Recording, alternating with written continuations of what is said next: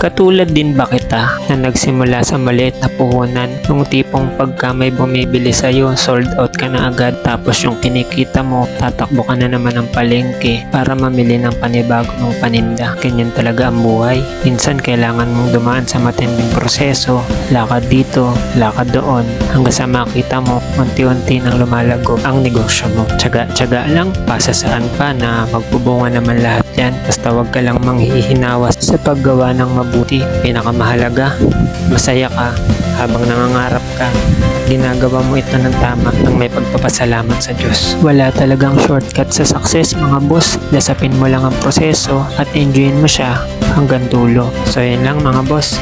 Mag-iingat kayo palagi. See you and God bless.